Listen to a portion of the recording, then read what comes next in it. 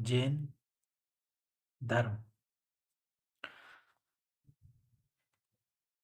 जैन धर्म के संस्थापक और प्रथम जो तीर्थंकर थे वो कौन थे? तो वे थे ऋषभदेव जी। जैन धर्म में तीर्थंकरों की जो टोटल संख्या है, कुल संख्या, वो कितनी है? तो वो है 24। ठीक है। जैन धर्म के प्रमुख तीर्थंकर और उनके प्रतीक। जैन धर्म में टोटल कितने तीर्थंकर हुए? जैन धर्म में टोटल 24 तीर्थंकर हुए। पहले जो प्रथम तीर्थंकर थे उनका नाम है ऋषभदेव जी। ऋषभदेव जी पहले तीर्थंकर थे जैन धर्म के। इनका जो प्रतीक है वो क्या है? वह है सांड। क्या है? सांड। अगले तीर्थंकर हैं, इनका नाम है अजितनाथ जी। अजितनाथ का जो प्रतीक है वो क्या है? हाथी। संभवनाथ। संभवनाथ तीसरे तीर्थंकर थे संभवनाथ। इनका जो प्रतीक है वह है घोड़ा। सातवें तीर्थंकर हैं जिनका नाम है शम पार्श्वनाथ। सम पार्श्वनाथ का जो प्रतीक है वह क्या है? स्वास्तिक है। सा से शम पार्श्वनाथ और सा से स्वास्तिक। इसका 16वें तीर्थंकर थे जिनका नाम क्या था? शांतिनाथ। शांतिनाथ जी का जो प्रतीक है वो क्या है? हिरण। 21वें तीर्थंकर हैं, इनका नाम है नामीनाथ। नामीनाथ जी के जो प्रतीक है वो क्या है? नील कमल। 22वें तीर्थंकर हैं अरिष्टनेमी। अरिष्टनेमी 22वें तीर्थंकर हैं, इनका जो प्रतीक है वो क्या है? शंख। इसका 23वें तीर्थंकर हैं, इनका नाम क्या है? पार्श्वनाथ जी। पार्श्वनाथ जी का जो प्रतीक है वो क्या है? वो क्या है? सर्प। ठीक है। और 24वें तीर्थंकर कौन है? 24वें तीर्थंकर है महावीर जी। महावीर जी का जो प्रतीक है वह क्या है? सिंह है। क्या है? सिंह है। सिंह है। ठीक है। तो एक बार और, टोटल जैन धर्म में टोटल कुल 24 तीर्थंकर हुए, जिनमें से कुछ प्रमुख तीर्थंकर हैं। इनका नाम है ऋषभदेव जी, अजीतनाथ जी, शंभवनाथ जी, पार्शनाथ जी, शांतिनाथ जी, नामीनाथ जी, अरिष्णेमी, पार्श्वनाथ और महावीर जी। इनके जो प्रतीक हैं, जिनमें ऋषभदेव जी का जो प्रतीक है वह क्या है? सांड। अजीतनाथ जी का जो प्रतीक है वह क्या है? हाथी। संभवनाथ जी का जो प्रतीक है वह क्या है? घोड़ा। संपार्श्वनाथ जी हैं, इनका प्रतीक क्या है? स्वास्तिक। शांतिनाथ जी का प्रतीक क्या है? हिरण। नामीनाथ जी का क्या है? नीलकमल। अरिष्णेमी जी का क्या है? शंख। पार्श्वनाथ जी का क्या है? सर्प। और महावीर जी जो 24वें तीर्थंकर थे, इनका नाम था महावीर जी। और महावीर जी का जो है प्रतीक है वह क्या है? सिंह। एक नोट कर लें कि दो जैन तीर्थंकर, एक होगा ऋषभदेव जी और एक होगा अरिष्णेमी जी। ठीक है। ऋषभदेव जी पहले नंबर के तीर्थंकर जी थे और अरिष्णेमी जी 22वें नंबर के तीर्थंकर थे। के नामों का उल्लेख कहाँ मिलता है? हमें ऋग्वेद में मिलता है। अरिष्णेमी को भगवान कृष्ण का निकट संबंधी माना जाता है। किसको? अरिष्णेमी जी को। अरिष्णेमी जी को भगवान कृष्ण के संबंधी थे। ठीक है। तो कितने तीर्थंकर का उल्लेख ऋग्वेद में मिलता है? तो दो तीर्थंकर। एक थे कौन? ऋषभदेव जी और एक थे अरिष्णेमी जी।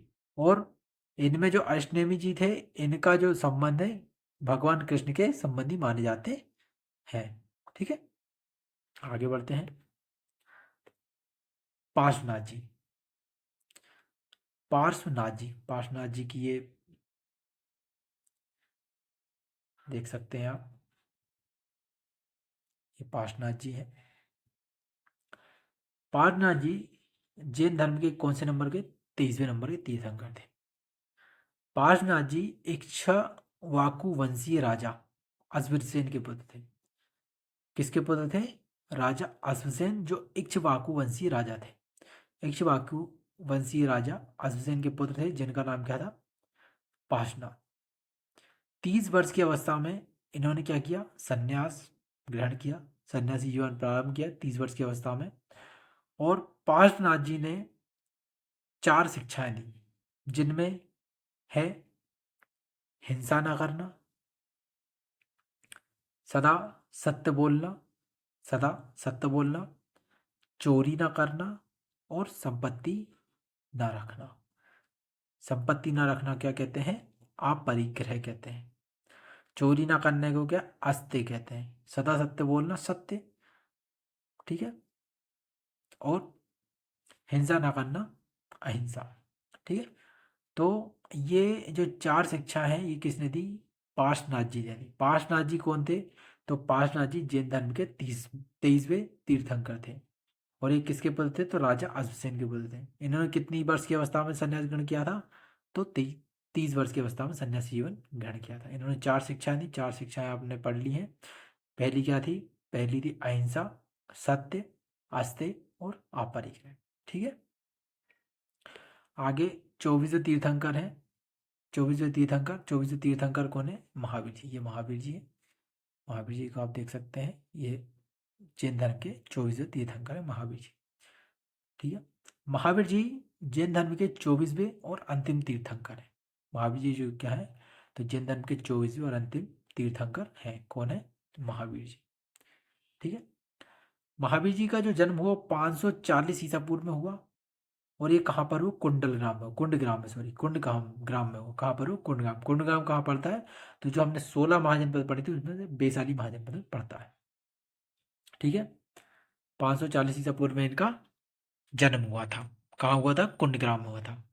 महावीर जी का जो बचपन का नाम था क्या था? तो इनके बचपन का नाम वर्धमान था। महावीर जी के बचपन का नाम क्या था? वर्धमान था। इनके जो पिता हैं, पिता का नाम क्या था? तो पिता का नाम सिद्धार्थ और माता का नाम क्या था? त्रिशला। पिता का नाम क्या था? सिद्धार्थ था। माता का नाम क्या था? त्रिशला। सिद्धार्थ, जो इनके पिता सिद्धार्थ थे, महावीर जी के पिता सिद्धार्थ, ये ये थे, वह ज्ञात्रक कुल के सरदार थे। कौन थे? ज्ञात्रक कुल के सरदार थे। और जो माता त्रिशला थी, पिता सिद्धार्थ, माता त्रिशला, त्रिशला थी तो लिच्छवी राजा चेटक की बहन थी। कौन थी? तो लिच्छवी राजा चेटक की बहन थी त्रिशला। त्रिशला कौन थी? तो लिच्छवी राजा चेटक की बहन थी, ठीक है।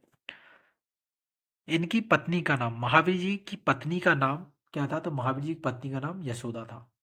इनकी एक पुत्री हुई। पुत्री का नाम अनोजा या प्रियदर्शनी कहते हैं। तो इनकी पुत्री का नाम क्या था? अनोजा या प्रियदर्शनी। इनका विवाह जामिल से हुआ था। किससे हुआ था?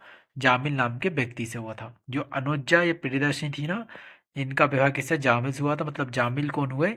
जामिल महावीर जी के दामाद हुए, ठीक है। उम्मीद करता हूँ यहाँ तक आपको समझ आया होगा। आगे बढ़ते हैं हम। 30 वर्ष की अवस्था में महावीर जी ने 30 वर्ष की अवस्था में, 30 वर्ष की उम्र में अपने भाई नंदीवर्धन की अनुमति से संन्यास ग्रहण किया था। महावीर जी ने किसकी अनुमति से संन्यास ग्रहण किया था? तो अपने भाई नंदीवर्धन की अनुमति से संन्यास ग्रहण किया था।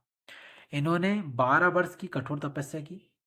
ये कहाँ पर की थी? जंबिक के समीप। कहाँ पर? जंबिक के समीप। किस नदी के किनारे? ऋजुपालिका नदी के तट पर साल वृक्ष के नीचे इनको ज्ञान की प्राप्ति हुई थी। मतलब महावीर जी ने 30 वर्ष की अवस्था में अपने भाई की अनुमति लेकर संन्यास ग्रहण किया। 30 वर्ष के बाद 12 वर्ष इन्होंने कठिन तपस्या करी। टोटल कितने हो गए? 30 + 12 मतलब 42 साल हो गए। 42 साल की जब उम्र थी महावीर जी की, तब इनको जंबिक के समीप ऋजुपालिका नदी के तट पर, किस नदी के तट पर? तो ऋजुपालिका नदी के तट पर किस वृक्ष के नीचे? साल के वृक्ष के नीचे इनको ज्ञान की प्राप्ति हुई थी। जब महावीर जी को ज्ञान की प्राप्ति हो गई, तब इनके अन्य कुछ नाम हुए। लोगों ने अलग अलग नाम दिए। जैसे किसी ने इनको जिन कहा। जिन मतलब विजेता। क्या कहा? जिन का। जिन का अर्थ होता है विजेता। अरहत कहा। अरहत मतलब पूज्य। और निर्ग्रंथ, निर्ग्रंथ मतलब बंधनी। ये महावीर जी कहलाए। क्या कहलाए? निर्ग्रंथ, निग्रंथ, अरहत, आहर्त, इसका जिन कहलाए, ठीक है। जिन मतलब होता है विजेता, अरहत मतलब होता है पूज्य, और निग्रंथ मतलब बंधनहीन, ठीक है। इसके बाद महावीर जी ने अपना प्रथम उपदेश, पहली बार जो उपदेश दिया वह कहाँ दिया? तो राजगीर या राजगृह में दिया। राजगीर या राजगृह में बितुला चल पहाड़ी पर बराकर नदी के तट पर दिया था। कहाँ पर? तो इन्होंने महावीर जी ने अपना पहला उपदेश राजगीर या राजगृह जो वर्तमान बिहार में है वहां पर दिया। किस पहाड़ी पर? तो बितुला चल पहाड़ी पर। और किस नदी के किनारे? तो बराकर नदी के किनारे पर दिया। किस नदी के किनारे पर दिया? बराकर नदी के तट पर दिया। और ये किस भाषा में दिया था? तो ये प्राकृतिक भाषा में दिया। किस भाषा में दिया था? तो प्राकृत या प्राकृत भाषा में दिया था। मतलब महावीर जी ने अपने उपदेश किस भाषा में दिए? तो प्राकृत भाषा में दिए, प्राकृत अर्धमागधी भाषा में दिए। ठीक है। इसके बाद निग्रंथ अनुयायी, प्रथम अनुयायी जो थे वह जामिल थे। जामिल कौन थे? इनके दामाद थे। इनकी पुत्री मतलब प्रियदर्शनी के पिता थे। ठीक है। इसके बाद प्रथम जो भिक्षुणी हुई, प्रथम भिक्षुणी वो नरेश दत्ती दधी वाहन की जो पुत्री थी चंपा, ये प्रथम भिक्षुणी। प्रथम अनुयायी कौन थे? जामिल, इनके दामाद हुए। और प्रथम भिक्षुणी कौन हुई? चंपा हुई। अपने 11 शिष्यों को इन्होंने किसमें? गणधरों में विभाजित किया था। महावीर जी ने जो अपने 11 शिष्य थे, अपने जो शिष्य थे, महावीर जी के शिष्य थे, उनको कितने गणधरों में विभाजित किया था? तो 11 गणधरों में विभाजित किया था। महावीर के बाद प्रथम उपदेशक कौन बने थे? तो आर सुधर्मा बने थे। तो महावीर जी के बाद प्रथम उपदेशक कौन बने थे? तो आर सुधर्मा बने थे। ठीक है। इनकी जो मृत्यु हुई थी, महावीर जी की जो मृत्यु हुई थी वह 468 बीसी में, 468 बीसी में पावापुरी पावापुरी राजगीर बिहार में हुई थी। कहाँ पर हुई थी? पावापुरी राजगीर बिहार में हुई थी। ठीक है। आगे बढ़ते हैं। जैन धर्म की कुछ विशेषताएं, कुछ विशेषताएं। ठीक है। जैन धर्म, जैन धर्म ने अपने आध्यात्मिक विचारों को क्या? सांख्य दर्शन से ग्रहण किया। जैन धर्म में अपने जो विचार हैं इनको कहाँ से ग्रहण किया? तो सांख्य दर्शन से ग्रहण किया। जैन धर्म में ईश्वर की मान्यता नहीं है। किसकी मान्यता नहीं है? तो ईश्वर की मान्यता नहीं है। जैन धर्म में किसकी मानता है? तो जैन धर्म में आत्मा की मानता है। मतलब ये ईश्वर को नहीं मतलब इनका मानना है कि ईश्वर नहीं है, ये आत्मा को मानता है, मानते हैं। तो जैन धर्म में ईश्वर की मान्यता नहीं है, जैन धर्म में आत्मा की मान्यता है। महावीर पुनर्जन्म एवं कर्मवाद पर विश्वास करते थे। ठीक है। महावीर किस पर विश्वास करते थे? तो एक तो पुनर्जन्म पर और एक कर्मवाद पर विश्वास करते थे। ठीक है। इसके बाद आगे जैन धर्म के त्रिरत्न। जैन धर्म के कितने रत्न हैं? त्रिरत्न हैं। कौन कौन से? सम्यक दर्शन, सम्यक ज्ञान और सम्यक आचरण, ये तीन रत्न हैं। ठीक है। त्रिरत्न है। और 5 महाव्रत भी हैं। 5 महाव्रत हैं जिनमें कौन कौन से हैं? एक है अहिंसा, सत्य, आस्ते, अपरिग्रह। ठीक है। और एक ब्रह्मचर्य। 5 हो गए। 4 पार्श्वनाथ जी ने दी थे और एक अगला। ठीक है। तो जैन धर्म के कितने? 5 महाव्रत हैं और त्रिरत्न हैं। त्रिरत्न में कौन कौन से रत्न हो गए? एक हो सम्यक दर्शन, सम्यक ज्ञान और सम्यक आचरण, त्रिरत्न हो गए। और 5 महाव्रत हो गए जिनमें क्या है? अहिंसा, सत्य, आस्ते, अपरिग्रह और अपरिग्रह के बाद कौन सा? ब्रह्मचर्य। ठीक है। जैन धर्म के सप्तभंगी ज्ञान का, जैन धर्म के सप्तभंगी ज्ञान के अन्य जो नाम है वो क्या है? तो स्यादवाद और अनेकांतवाद। स्यादवाद और अनेकांतवाद क्या है? तो जैन धर्म का जो सप्तभंगी ज्ञान है, सप्तभंगी ज्ञान, इसके जो नाम है वो क्या है? स्यादवाद और अनेकांतवाद है। जैन धर्म 2 भागों में विभाजित था। तो लगभग 300 ईसा पूर्व में मगध में 12 वर्षों का भीषण अकाल पड़ा। कितने वर्षों का? 12 वर्षों का भीषण अकाल पड़ा। इस अकाल के दौरान यहाँ से, कहाँ से? मगध से कुछ जो अनुयायी थे, कुछ लोग थे, वह कर्नाटक चले गए। एक भद्रबाहु जी थे, भद्रबाहु जी थे और एक स्थूलभद्र थे। तो कुछ स्थूल भद्रबाहु जी के साथ कर्नाटक चले गए। और कर्नाटक चले गए, कर्नाटक में जा गए तो इनको क्या कहा गया? दिगंबर कहा गया।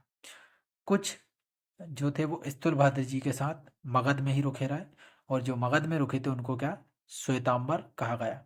जो श्वेतांबर होते हैं वो क्या धारण करते हैं? तो ये श्वेत वस्त्र धारण करते हैं। स्थूलभद्र के शिष्य श्वेतांबर कहलाए। श्वेतांबर श्वेत वस्त्र धारण करते हैं, और भद्रबाहु के जो शिष्य वो कर्नाटक चले गए थे वो दिगंबर कहलाए। ठीक है, दिगंबर कहलाए। इसके बाद कुछ प्रमुख तथ्य, किसके बारे में, जैन धर्म के बारे में कुछ प्रमुख तथ्य। जैन धर्म मानने वाले कुछ राजा हैं जिनका नाम क्या है, उदयन, बदराजा, चंद्रगुप्त मौर्य, कलिंग नरेश, खारवेल, इसके बाद राष्ट्रकूट राजा, अमोघ वर्ष और चंदेल शासक। ये सभी किसको, जैन धर्म को मानने वाले राजा हैं। तो जैन धर्म मानने वाले राजा कौन कौन से हो गए, एक उदयन हो गए, बद राजा हो गए, चंद्रगुप्त मौर्य हो गए, कलिंग नरेश खारवेल जी हो गए, इसके बाद राष्ट्रकूट राजा, अमोघ वर्ष और चंदेल शासक, ये सभी जैन धर्म को मानने वाले हैं। मैसूर के गंगवंश के मंत्री चामुंड के प्रोत्साहन से कर्नाटक के श्रवण बेलगोला में, किस, कहाँ पर, तो कर्नाटक में एक स्थान है जिसका नाम है श्रवण बेलगोला में 10वीं शताब्दी में के मध्य में विशाल बाहुबली की मूर्ति का निर्माण किया गया। ये मूर्ति का नाम क्या है, गोमतेश्वर की मूर्ति कहा जाता है। ये जो मूर्ति है ना, ये जो मूर्ति आपको दिख रही है ये वाली, ये कहाँ पर है, तो कर्नाटक के श्रवण बेलगोला में है। और ये किसके, जो मैसूर के गंगवंश के मंत्री थे जिनका नाम था चामुंड, इनके प्रोत्साहन से बनी है श्रवण, कर्नाटक के श्रवण बेलगोला में। और यह मूर्ति गोमतेश्वर की मूर्ति है, विशाल बाहुबली जी की मूर्ति है, गोमतेश्वर की मूर्ति। ठीक है, इसके बाद मौर्योत्तर युग में मथुरा किसका केंद्र था, तो जो मौर्योत्तर युग में जो मथुरा था वो जैन धर्म का केंद्र, प्रमुख केंद्र था। ठीक है, इसके बाद खजुराहो, जो मध्य प्रदेश में खजुराहो है, खजुराहो के जो जैन मंदिर है इनका निर्माण किसने किया है, तो चंदेल शासकों ने कराया। जैन तीर्थंकरों की जीवनी भद्रबाहु द्वारा रचित किसमें, कल्पसूत्र। तो कल्पसूत्र की रचना किसने की, कल्पसूत्र की रचना भद्रबाहु ने की, और भद्रबाहु ने कल्पसूत्र की रचना की। कल्पसूत्र में किसकी जीवनी है, तो जैन तीर्थंकरों की जीवनी है। मल्ल राजा षष्टिपाल के राजप्रसाद में महावीर स्वामी को निर्माण प्राप्त हुआ था।